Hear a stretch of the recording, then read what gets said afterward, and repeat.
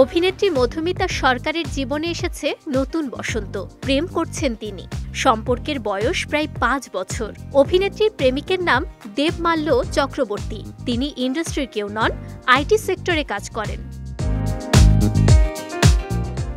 মাঝে মধ্যেই কাছের মানুষের সঙ্গে বেরিয়ে পড়েন এদিক সেদিক ঘুরতে।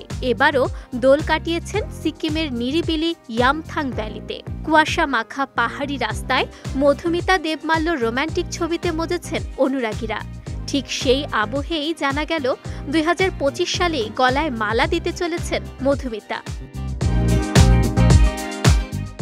মধুমিতা জানিয়েছেন 2025-এর ডিসেম্বর মাসে কিংবা 2026-এর শুরুর দিকে বিয়ে করার পরিকল্পনা রয়েছে আমাদের, কারণ শীতকাল আমাদের দুজনেরই বেশ পছন্দ।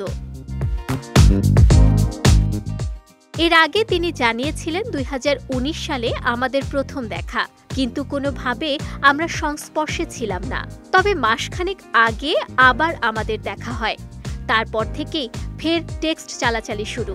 বন্ধু হিসেবেই প্রথমে কথা বলা শুরু করেছিলাম, তারপর বাকিটা ইতিহাস। বোঝে না সে বোঝে না ধারাবাহিকের পাখি হিসেবে তুমুল জনপ্রিয়তা পেয়েছিলেন মধুমিতা। এরপর সিনেমার জগতে নিজের সফর শুরু করেন। অল্প বয়সেই বিয়ে করেছিলেন অভিনেত্রী। অভিনেতা পরিচালক সৌরভ চক্রবর্তীর সঙ্গে গাঁটছড়া বেঁধেছিলেন তিনি, কিন্তু সে সম্পর্ক টেকেনি। 2019 সালে মধুমিতা ও সৌরভের বিচ্ছেদ হয়।